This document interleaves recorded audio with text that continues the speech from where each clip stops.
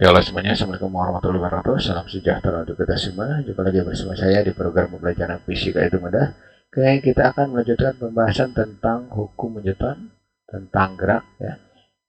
Dan kali ini kita akan melanjutkan pembahasan ke pokok bahasan yaitu hukum 3 Newton dan gaya-gaya penghubung. Untuk selanjutnya perhatikan uraian konsep dan aplikasi konsep atau persamaan atau rumus ke dalam perhitungan supaya kalian itu benar-benar mengerti dan memahami. Oke, lanjut ke pembahasan. Ya, karena kita masuk ke hukum 3 Newton, ini ada lantai dan di atasnya ada sebuah balok ya, bermasa M. Ya.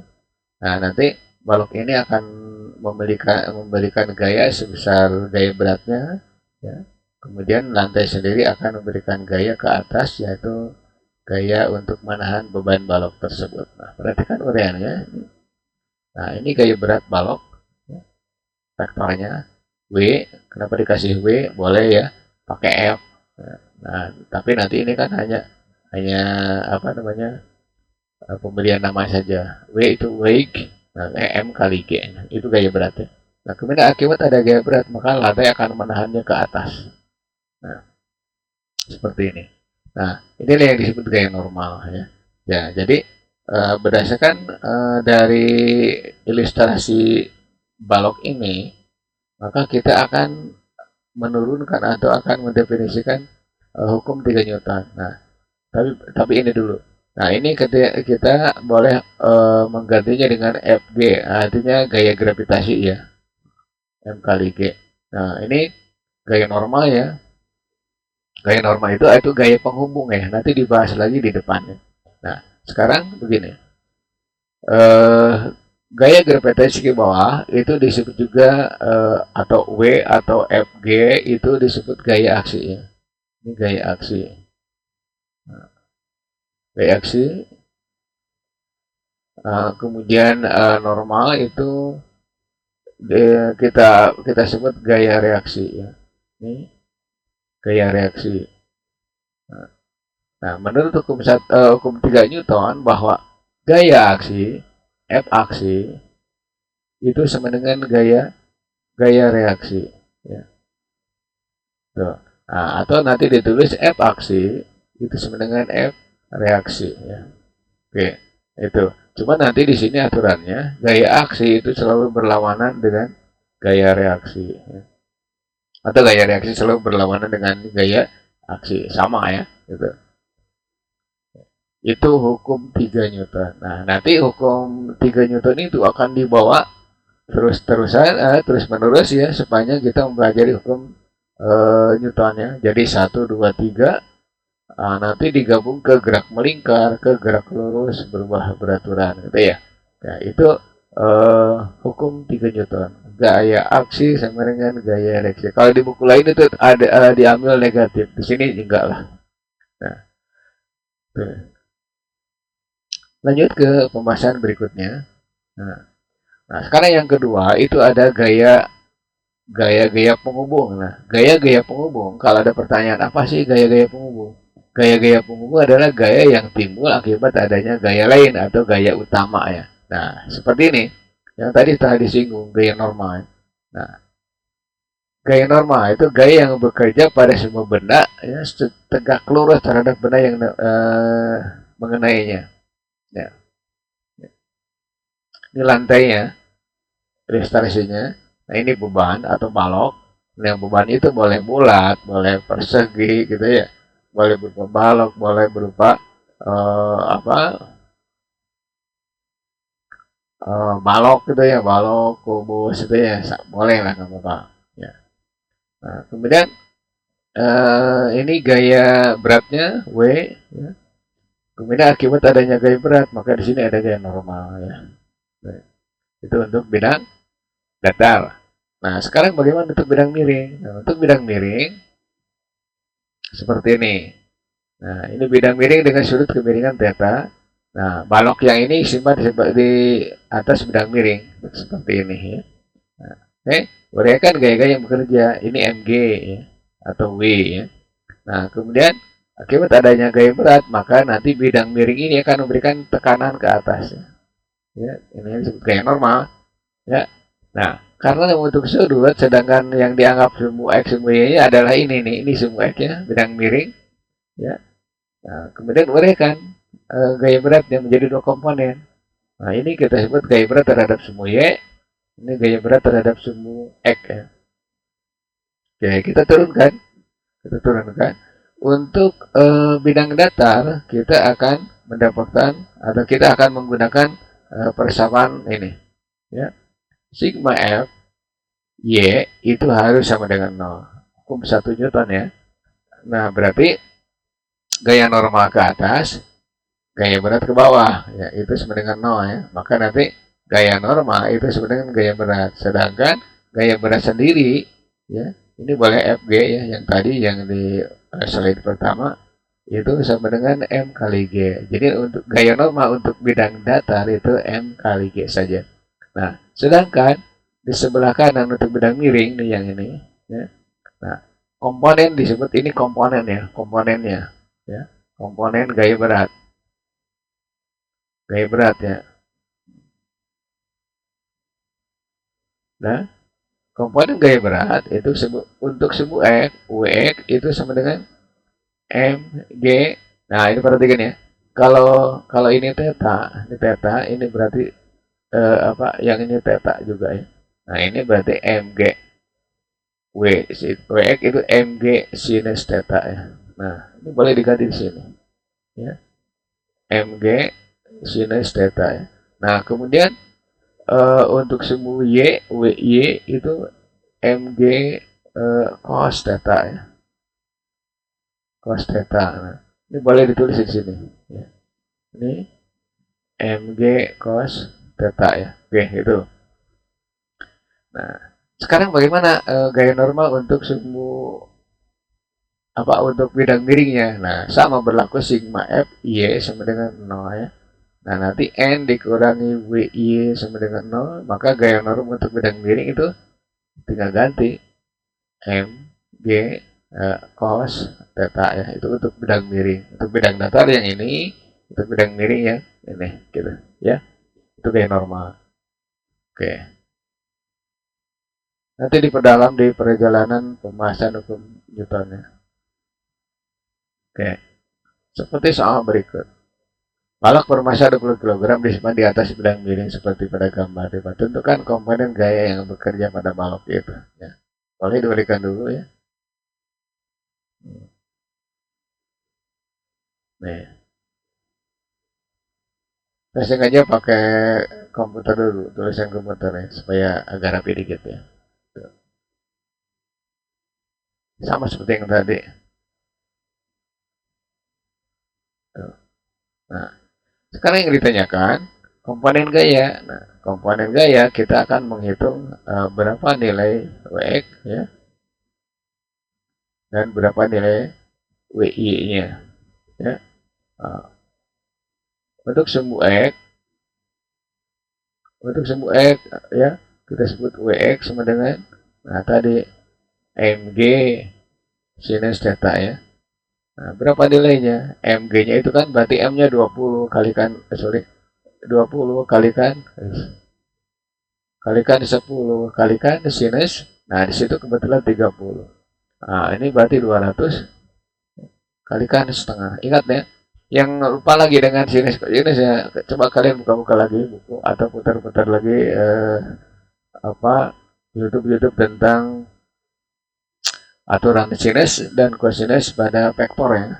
Oke. 100 Newton. Nah, itu Wx. Nah, jadi nanti ini boleh ditulis di sini langsung aja Mg sinus theta yang ini Mg cos theta ya, gitu ya. Oke. Sekarang untuk semu Y ya. Untuk semu Y, nah itu berarti Wy sama dengan itu Mg cos ya, cos theta ya. Nah, tadi di atas Mg-nya udah dapat 200, udah aja kalikan 200 cos ya, cos 30 ya. Nah, ini berarti 200 kalikan setengah akar 3 ya. Nah, setengah akar 3. Nah, nanti diperoleh 100 akar 3 Newton itu ya. Gampang ya. Ini masih gampang sih. Itu jawaban untuk soal nomor 1. Aplikasi dari gaya normal dan komponen gaya. Ya. Nah, kalau ditanyakan gaya normalnya berapa? Gaya normalnya itu berarti sama dengan WY, yaitu 100 akar 3 gitu ya. Nomor absen apa? 22 pokok pokok bahasan tegangan tali ya. Nah, ini ada apa? Ada balok atau benda bulat apa saja ya, yang penting berada di atas lantai kemudian diikat dulu dengan tali. Nah, ini kebetulan talinya lurus ke atas. Ini sebenarnya itu ada di bawah ya, tidak lurus. Nah, kemudian ini digerakkan atau ditarik ke atas ya, dan ke bawah. Nah, ini tegangan talinya. T-nya dari apa? Kenapa T itu? Nah, ini ambilnya dari rope tension ya. Tension, T-nya itu tension, tegangan tali ya. Ya. Nah, gerakan ke atas dengan percepatan A ya. Kemudian gerakan ke bawah dengan percepatan yang sama ya. Nah, gitu. Nah, sekarang kita lihat saat naik ya. Pada saat naik, nah di situ nanti berlaku hukum 2 Newton ya. Nah, saat naik ini berarti sigma F ini saat naik nih. Sigma F itu sama dengan M kali A, tidak sama dengan 0 lagi. Nah, ini berarti posisinya ini dengan ini ya. Nah, berarti eh, tegangan tali searah dengan percepatan. Nah, berarti T dikurangi W, sedangkan W-nya sendiri ini berlawanan dengan percepatan. Sama dengan M kali A ya. Maka nanti di sini T sama dengan W ditambah M kali A. Nah, T-nya itu berarti MG ya. MG ditambah M kali A gitu. Ini kalau naik berarti MG plus MA. Kalau turun nanti belakangan ya. Atau boleh ditulis T sama dengan M kurung dia plus A ya gitu. Boleh ya. Ya. Ingat nanti akan dibawa ke sistem katrol ya. Sistem katrol. Nanti di depan pada soal-soal ya. Oke. Nah, sedangkan untuk option apa untuk apa saat naik seperti ini, nah sekarang saat turun ya. Untuk saat turun ya, atau gerakan turun, nah nanti berlaku sigma M sama dengan M kali A juga. Nah, tetapi karena disesuaikan dengan arah percepatan, maka W searah dengan percepatan. Maka ditulis W dikurangi T sama dengan M kali A. Kenapa sih seperti ini? Karena W membuat gerakan ke bawah.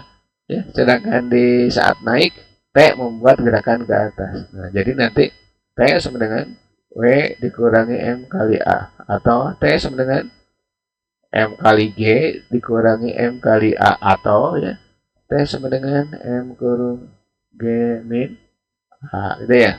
Nah, ini persamaannya. Silakan pilih mau yang atas, mau yang bawah, terserah. Yang penting kalau naik berarti MG plus MA. Ya. Kalau turun berarti MG min MA. Jangan lupa ya, sebab nanti akan dibawa selanjutnya. Ya, itu. Mudah-mudahan kalian mengerti ya. Lanjut ke pembahasan soal yang kedua ya.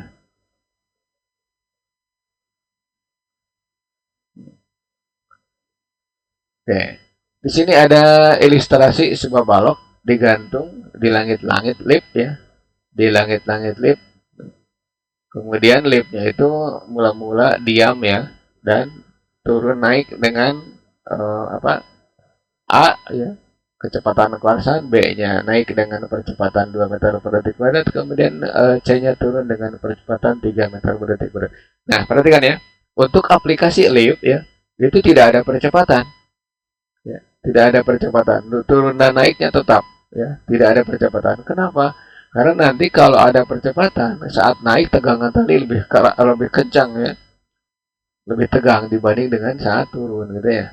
Nah, makanya nanti kalau lift naik dengan percepatan naik dan turun dengan percepatan tertentu, maka lift akan cepat rusak ya. Terutama nanti ini faktor keamanannya ya. Ya. Ya. Oke, kita bahas kita bahas seperti ini. Ya. Saat lift dalam keadaan bergerak konstan, baik turun maupun naik, maka di sini eh, berlaku begini. Pi konstan berarti A-nya juga 0. Nah, saat naik perhatikan ya. Saat naik berarti T sama dengan G plus M kali A. Nah, nanti di sini M-nya 10 ya. G-nya 10, nah ditambah 10 kali 0 ya. Udah, berarti ini tetap nilainya 100 Newton ya. Itu option A ya. Sekarang option B itu naik ya. T-nya berapa ketika dia naik ya dengan percepatan A. Nah, berarti yang naik ya itu rumusnya sama mg plus ma ya. Dan mg-nya udah jelas di situ 100 ya. 10 kali 10 ditambah 10 kalikan 2 ya. Ini berarti 120 Newton ya. Nah, berikutnya option C ke kanan aja ya. Tegangan talinya berapa saat turun dengan percepatan A. Nah, ingat turun itu, nah, T sama dengan mg min m A ya. Oke. Nah, nanti di sini sama 100 dikurangi 10 kalikan 3. Ini berarti 100 dikurangi 30 ya. Hasilnya adalah 70 Newton. Nah, oke. Nah, itu penjelasannya kenapa sih lift naik dan turunnya konstan. Nah, kalau naik berarti tegangannya jadi 120, kemudian kalau turun tegangannya jadi 70 ya.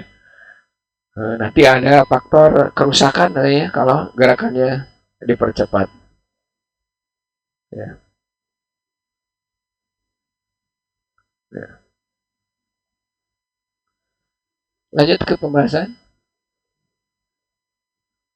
gaya gesekan, friction force. Ya. Saya ambil lagi gambar-gambar yang tadi. Nah, untuk bidang datar seperti ini, saya percepat aja ya. Nah, ini gaya beratnya. Kemudian ditarik dengan gaya sebesar F. Balok ini ditarik dengan gaya sebesar F. Maka nanti gaya normalnya tidak lurus dengan gaya berat ya, tapi geser ke arah kanan ya. Nah, ini gaya normal. Ya. Nah, sekarang akibat adanya gaya ini mendatar, maka ada gaya gesekan ke arah kiri berlawanan dengan eh, gaya utama. Kenapa? Nah, karena emang gaya-gaya penghubung itu selalu berlawanan dengan gaya utama, gitu ya. F ya, F kecil, friction force. Nah, nanti ini begini. Gaya gesekan itu arahnya berlawanan ya dan bekerja di semua titik atau di semua permukaan benda yang bergerak. Nah, apa itu gaya gesekan? Gaya yang bekerja antara dua buah benda. Gaya yang bekerja antara dua buah permukaan benda yang bergerak, dua-duanya bisa bergerak atau salah satu bergerak. Ya, contoh ya, ban mobil dengan aspal atau jalannya. Nah, maka bannya berputar dan bergerak, sedangkan aspalnya diam. Ya, seperti itu ya. Oke. Itu contoh yang paling gampang. Nah. Sedangkan untuk bidang miring saya ambil lagi slide yang tadi, gambar di slide yang tadi. Saya percepat ya, karena udah diputar. Ini normal, ya. Uraikan gaya ini mg sin theta yang tadi, wx, ini mg cos theta, wy, ya. Nah sekarang yang membuat gerakan adalah wx atau mg sin theta. Nanti yang melawan gerakan adalah gaya gesekan sebesar f. Oke. Nah, sekarang untuk bidang datar, ingat tadi ya, untuk bidang datar gaya normalnya itu sama dengan M kali G. Sedangkan untuk bidang miring, gaya normalnya itu MG cos theta ya. Oke. Nah, sekarang apa itu gaya gesekan? Gaya gesekan besarnya itu sebanding dengan gaya normal. Makin besar gaya normal, maka gaya gesekan makin besar. Contoh ya, ban mobil balap formula ya, itu bannya besar. Kenapa? Karena gaya gesekannya harus besar. Supaya gaya gesekannya besar, nanti gaya yang ditimbulkan oleh mesin harus besar. Sehingga ada gaya dorong mobil itu besar juga. Ya, gitu ya. Nah, Maka ini besarnya koefisien gesekan kalikan dengan gaya normal. Ya. Nah, di sini ada dua jenis, ada statis ya, statis, ada kinetis. Nah, kalau statis tinggal gini aja notasinya. F sama dengan mu S kalikan N. Kemudian untuk kinetik ya, untuk kinetik ya, F K sama dengan mu K kali N. Nah, nanti secara umum gini. Gaya gesekan kinetik, gaya gesekan yang bekerja pada suatu benda itu mu N ya. Ini nulisnya kayak gini nih. Saya pakai ini ya. Jadi kalau di kelas tidak dikasih tahu cara nulisnya. Nah, saya itu dulu ya. Nah, nanti n-nya ya, n-nya tuh, n yang ini itu bisa sama dengan mg saja, bisa juga itu sama dengan mg cos theta ya. Sedangkan ini ingat ya, ini mg sin theta ya. Yang ini mg cos theta ya. Saya ingatkan dulu. Nah itu ya, gampang nanti. Bidang datar berarti mg, bidang miring berarti mg cos theta. Oke. Lanjut ke pembahasan. Cara yang ketiga. Nah,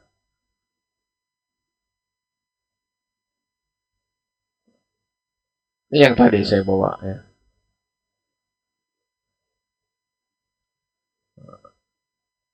Nah, saya bahas dulu. Sebuah balok masanya 4 kg. Nah, ini berarti masa baloknya boleh diketahui di sini, boleh diketahui di gambar ya. Boleh ya, bebas ya. Berarti boleh di sini M sama dengan 4 kg, kemudian ya.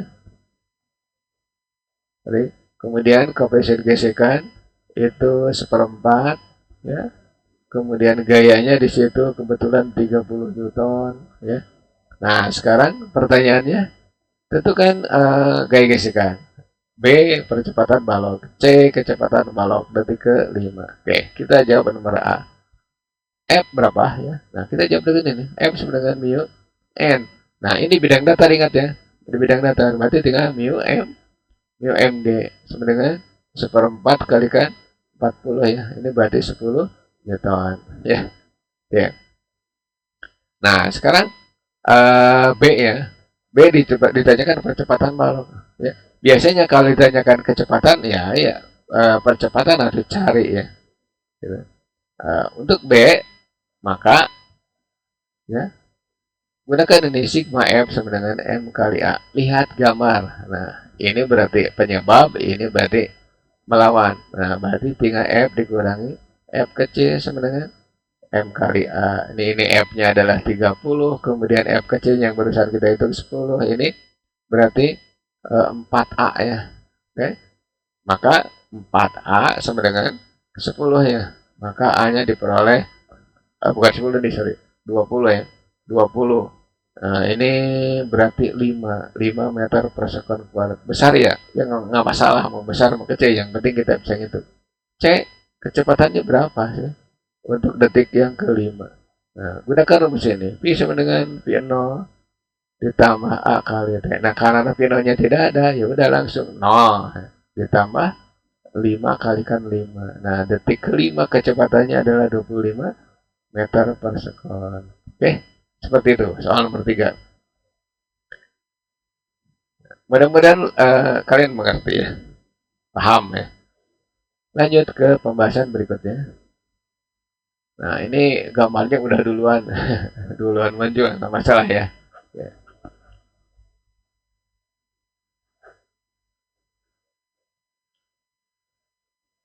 Sebuah balok masanya 4 kg ya. Berada di atas bidang kasar dengan koefisien gesekan setengah dan sudut kemiringan 37. Hitung gaya gesekan, percepatan balok, kecepatan balok detik kelima ya. Oke. Kita bahas ya. Boleh langsung diketahui atau tanpa diketahui juga bisa ya. Nah, ini masanya 4 kg, kemudian koefisien gesekan, ini sudutnya. Atau boleh diketahui lah, M sama dengan 4 kg ya. kemudian koefisien gesekannya di situ seperempat ya, seperempat, bukan seperempat, setengah, sorry, setengah ya. Kemudian sudutnya adalah 37 derajat. Nah, kok kalau di sini ada pertanyaannya, kalau ada pertanyaan, kok gayanya kemana? Gayanya sudah ada, gaya gravitasi ya. Apa? Mg yang ini, yang X ya, W, Mg cos, Mg sin theta ya. Gitu. Ntar dulu. Nah, ini setengah ya. Oke. Sekarang gaya gesekan. Option A, F-nya berapa sih? Nah, udah, kita pakai ini. F sama dengan mu M, Mg sin theta. Sorry, Mg cos theta. Ini salah terus nih. Mg cos theta. Atau saya tulis dulu mu N ya. Mu N. Biar kalian hafal. Mu N. Nah, berarti mu M, Mg cos theta ya. Masukkan nilainya. Mu-nya di situ setengah. Kemudian M-nya 4. Kalikan 10 berarti 40. Kalikan cos berapa tuh di situ? 37 ya. Ini berarti 20 kalikan 4 per 5 ya. Nah, hasilnya berapa? 20 bagi 5, 4 kalikan 4 berarti 16 Newton ya. Gitu ya. Itu option A. Nah, sekarang option B. Option B percepatan. Ya, percepatannya berapa sih? Udah pakai ini M sama dengan M kali A ya. Nah, di sini ada gaya Wx ya. Wx dikurangi F sama dengan M kali A. Wx-nya berapa? Mg sinus theta ya. Dikurangi F sama dengan M kali A. Mg-nya berapa? Mg-nya berarti 40 kali sinus 37 ya. Dikurangi, nah tadi 16 sama dengan 4A ya. Udah? 40 kalikan sin 37 berapa? 3 per 5 ya. Dikurangi 16 sama dengan 4A ya.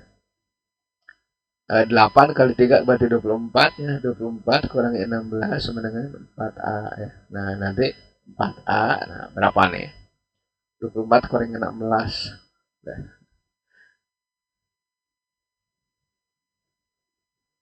8 ya. 8, nah berarti A itu 2 meter per sekon. Jadi balok meluncur ya. Walaupun kasar, meluncur dengan percepatan 2 meter per detik. Nah itu. Option C, ditanyakan kecepatannya berapa sih? Seperti yang tadi, tidak ada kecepatan awal. Nah, berarti V langsung aja A kali T. Nah, A-nya berapa? A-nya 2, T-nya berapa? 5. Berarti balok meluncur detik kelima dengan percepatan 10 meter per sekon. Ya, gitu. Ya. Itu soal nomor 4 ya. Gampang ya, pasti. Lanjut ke pembahasan berikutnya. Soal nomor 5. Ya. Seseorang bermasa 80 kg berada di dalam sebuah lift diam. Nah, kan lift itu diam dulu. Nah, kemudian dia masuk. Nah, pertanyaannya, jika lift turun dan naik dengan percepatan yang sama, tentukan gaya tekan kaki orang tersebut terhadap lantai lift. Perhatikan ya, gaya tekan orang. Gaya tekan orang. Kalian udah boleh menggambarkan kayak gini. Kayak gini. Ini ruangan lift ya. Ini orang. Gambar orang ya, ilustrasinya ya. Nah nanti di sini berlaku begini. Ya. Orang menginjak, orang dia punya beban sebesar mg atau w. Nah nanti kaki orang tersebut menekan dasar lift ya, sehingga ada gaya normal ya, gaya normal. Atau di sini boleh F gravitasi, F ya. Nah berarti saat itu turun dan naik ya, dengan percepatan yang sama. Nah, kita jawab nomor A. Saat naik. Saat naik. Nah, berarti di situ berlaku sigma F sama dengan M kali A. Ya. Saat naik. Nah, TT sama dengan M. MG plus M A. Saat naik ya. Nah, tetapi di sini tidak ada tali. Yang ada adalah gaya normal. Ya. Berarti gaya tekan. Normal sama dengan M. MG plus M. MA ya. Tinggal masukkan nih. M-nya 10 kalikan 10 berarti 800 ya. Ditambah 80 kalikan 1 berarti 880 Newton. Itu ya. Newton di sini tulisnya. Nah, di sini jangan di kanan apa di kiri n, di kanan n gitu ya. Nanti bisa dicoret. Nah. Kalau lagi pusing. B, berapa sih gaya tekannya terhadap lantai ketika lift naik, apa lift turun? Nah, ya, saat turun. Nah, ini berlaku juga sigma F sama dengan M kali A. Nah, langsung aja. Nih yang ini nih. Yang ini ganti N sama dengan MG min MA ya. Oke. Ini berarti 880 kali 10 dikurangi 80 kali kan 1. Ini berarti 800 dikurangi 80 ya. Nah, udah berarti 720 Newton. Itu ya, berarti turun dan naik pasti beda. Nah, lift akan riskan ketika naik, apalagi penumpangnya banyak ya. Ada 10, ada 15 itu ya. Nah, makanya lift itu dibatasi penumpangnya, kemudian kecepatannya juga konstan supaya lift tidak mengalami kerusakan dan kecelakaan. Gitu ya. Sudah ditampilkan 5 buah soal sebagai aplikasi dari pembahasan gaya normal, apa bukan gaya pembunuh dengan hukum 3 Newton. Oke, terima kasih atas perhatiannya. Nah, next video latihan 1 soal hukum Newton. Nah, dari sini kita akan membahas soal-soalnya. Mudah-mudahan video ini bermanfaat untuk kalian. Jangan lupa like, komen, dan subscribe serta share ke teman kalian supaya kita sama-sama belajar fisika terutama hukum Newton yang ribet ini ya. Oke.